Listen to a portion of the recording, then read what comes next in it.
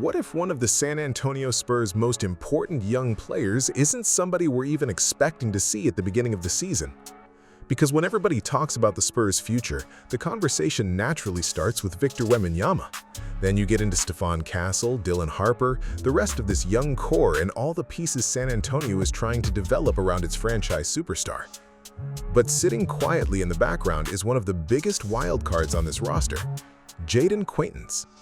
And when Quaintance is finally healthy, I think Spurs fans need to understand something. San Antonio did not draft this guy at number 20 because they needed another ordinary backup big man. They drafted him because if his body gets right and the development hits, Quaintance has the physical tools and defensive ability to become something much more significant. The Spurs announced in July that Quaintance underwent successful surgery on his right knee, and there is currently no official timetable for his return. That means patience has to be the priority. But today, we're not talking about the injury. We're talking about what happens after it. What should Spurs fans realistically expect from Jayden Quaintance once he's recovered? How quickly could he earn minutes? What does he bring defensively?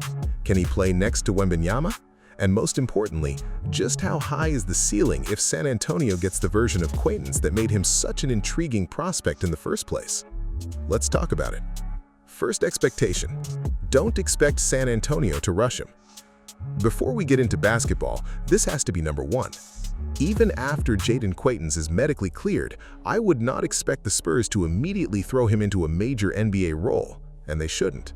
There is a difference between being medically cleared to play basketball and being completely comfortable playing NBA basketball. Quaintance has missed significant developmental time. He needs to regain conditioning, he needs confidence in that knee, he needs reps, he needs to learn NBA defensive terminology, NBA spacing, NBA rotations, and the speed of the game.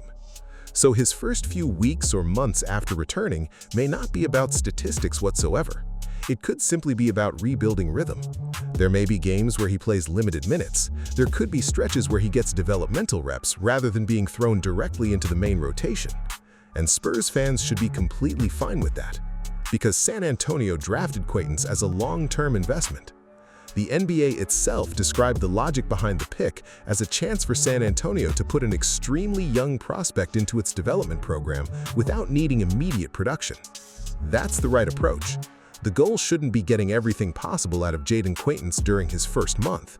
The goal should be getting everything possible out of Jayden Quaintance over the next 5, 7, or maybe 10 years. The defense could translate immediately. Now this is where things become extremely interesting, because even if the offense takes time, Quaintance has the type of defensive tools that could earn him minutes relatively quickly once he's physically ready. During his freshman season at Arizona State, Quaintance averaged 2.6 blocks per game, along with 7.9 rebounds, while starting all 24 games he appeared in. He made both the Big 12 All-Freshman team and the Big 12 All-Defensive team. And that shot blocking wasn't accidental. He finished with 63 blocks and repeatedly showed excellent timing around the rim. Arizona State noted that he recorded at least 2 blocks in 18 of his 24 games and produced 8 games with 4 or more blocks. That tells you something. He doesn't just have size, he has instincts, and there's a big difference. There are plenty of athletic big men who can jump. There are fewer who understand when to jump. Quaintance has shown an ability to rotate from the weak side, challenge shots vertically, recover after being initially beaten, and use his length without always needing perfect positioning. Now imagine adding that type of defender to San Antonio. You already have Victor Wembanyama changing everything around the basket, then potentially bringing another aggressive shot blocker onto the floor? That starts creating some very uncomfortable decisions for opposing offenses. Playing with Wembanyama could unlock something special. Now this is probably the part Spurs fans are going to be most excited about. Can Quaintance actually play alongside Wembanyama? I believe the answer could eventually be yes, but it depends on the development of his offensive game. Defensively, the possibilities are ridiculous. Wembanyama doesn't necessarily need to be locked into guarding traditional centers every possession. That's one of the advantages San Antonio has. Quaintance has the strength and physicality to absorb contact against bigger front-court players. That could potentially allow Wembanyama to operate more as a roaming defensive weapon. Imagine Quaintance handling some of the dirty work against a physical center, while Wembanyama is waiting on the weak side. You beat your defender, you think you have the angle. Quaintance rotates. You adjust, and now Wembanyama is standing there. That's not exactly an ideal offensive possession. There could also be situations where San Antonio becomes extremely aggressive defending pick-and-roll actions because it knows there is an enormous amount of length behind the initial defender. That's where this pairing gets exciting. You're not simply adding another big body next to Wembanyama, you're potentially adding another defensive playmaker. The NBA's official draft profile highlighted Quaintance as a defensive-minded big with elite length and strength, high-level rim protection, rebounding ability, and strong timing. Those are traits that should complement Wembanyama beautifully. Rebounding could be his fastest path to minutes. Here's another area where Quaintance can immediately help, and this is something that doesn't require San Antonio to run plays for him. It doesn't require him to become a shooter. It doesn't require complicated offensive reads. Go get the basketball. Quaintance averaged 7.9 rebounds per game as a freshman at Arizona State and set what was then the program's freshman record for rebounds per game. That matters because young players usually earn minutes by proving they can provide something reliable. For Quaintance, rebounding could become that reliable skill. Finish defensive possessions, attack the offensive glass, create second opportunities. Use that powerful frame. Run the floor. Bring energy. If you're a young big man trying to convince a coaching staff to keep you on the floor, those are some of the easiest ways to do it. You don't need 15 points. Give San Antonio 6 points, 8 rebounds, a couple of blocks, and several possessions where your effort completely changes the play. That can impact winning. Offensively, keep it simple at first. Now let's get to the other side of the court. This is where expectations need to be realistic. I would not bring Quaintance back and immediately ask him to become some high-usage offensive weapon. Not yet. Keep his job simple. Set hard screens, roll to the basket, run in transition, crash the offensive glass, catch lobs, finish dump-off passes, and take the open shot when it's available. That's it. Quaintance shot 52.5% from the field during his freshman season at Arizona State, and the NBA's draft evaluation specifically highlighted his ability as a lob target and rim runner with good hands. That should be his offensive foundation. With the amount of creation San Antonio should have on the perimeter, Quaintance shouldn't need to manufacture offense. Somebody else collapses the defense, Quaintance dives toward the rim. Catch, finish. Simple basketball. And if he can master that first, everything else becomes a bonus. The three-point shot is the swing skill. But eventually, this is the skill I'm watching. Can Jayden Quaintance become a legitimate floor spacer? Because if that answer eventually becomes yes, his ceiling changes dramatically.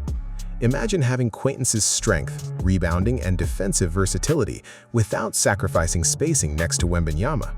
That changes everything. Suddenly, San Antonio could play two massive defensive players together while still giving Wembanyama room to operate. Quaintance doesn't have to become a 40% three-point shooter. That's unrealistic. He simply needs defenses to respect him. If he eventually becomes somebody opponents cannot completely abandon around the perimeter, it opens more possibilities for San Antonio's lineups. That's why his long-term development will matter more than his rookie scoring average. The difference between Quaintance becoming a useful defensive big and becoming a high-level two-way frontcourt player could come down to that jumper. His switching ability could make San Antonio even more versatile. Another thing I want to see when Quaintance returns is how comfortable he looks defending in space. NBA teams will test him. They're going to pull him away from the basket. They're going to involve him in pick and roll. They'll try to make him move laterally. They'll try to get guards attacking him. And this is where his athletic profile becomes intriguing. Because he isn't built like a traditional slow-footed center. He has the strength of a big man but moves much better than you'd expect from someone carrying that type of size. If San Antonio can develop him into a defender who survives switches while also protecting the rim, now you have another player who can fit multiple defensive schemes. Switch, drop, blitz, recover, play next to Wembanyama, play without Wembanyama. That versatility is valuable, especially in playoff basketball, when opponents spend entire series trying to identify one defender they can attack. There will be rookie mistakes. Now we have to keep this realistic. When Quaintance finally gets onto an NBA court, there will be mistakes. There will be defensive rotations where he arrives late. There will be moments where he goes hunting for a blocked shot and gives up an offensive rebound. There will be fouls. There will be bad offensive decisions. There may be nights where he looks fantastic, followed by nights where he barely impacts the game. That's normal, and in Quaintance's case, it may be even more understandable because injuries cost him valuable game experience. He played just 4 games at Kentucky before injuries interrupted that season, so although he'll technically be an NBA player, developmentally he is still extremely young. That's why the Spurs cannot judge his early progress entirely through box scores. Watch the positioning, watch the decision-making, watch whether he remembers rotations, watch his conditioning, watch whether he's moving confidently. Those things will tell us much more. What should realistic expectations look like? So let's put some actual expectations on this. Once Quaintance is healthy and comfortable, I'm not expecting him to walk into San Antonio and average 15 points per game. I don't think that needs to happen. A successful early version of Jayden Quaintance might look more like this: a high-energy reserve, a defensive specialist, a rebounder, a second-unit rim protector, a lob threat, someone who occasionally shares the court with Wembanyama, someone capable of changing a game without having a single play called for him. And maybe by the end of his first extended stretch of NBA basketball, we start seeing flashes of something bigger. 10 rebounds one night, 4 blocks another night, a couple of possessions switching onto a guard and forcing a difficult shot, a huge offensive rebound, a transition dunk, then eventually a corner 3. Those flashes are what I would be looking for, not superstardom. Proof of concept. Show us that the tools translate. And this is ultimately why Quaintance is fascinating. San Antonio already has its centerpiece. They don't need Jayden Quaintance to become Wembanyama. They need Quaintance to become the best version of Jayden Quaintance, a physical, athletic, defensive frontcourt player who rebounds, protects the rim, runs the floor, and eventually develops enough offensive skill that opponents cannot ignore him. If that happens, the Spurs could have found tremendous value with the 20th pick, because the player we're talking about is still only 19 years old and already showed legitimate shot blocking and rebounding production at the college level. His development timeline fits San Antonio's young core.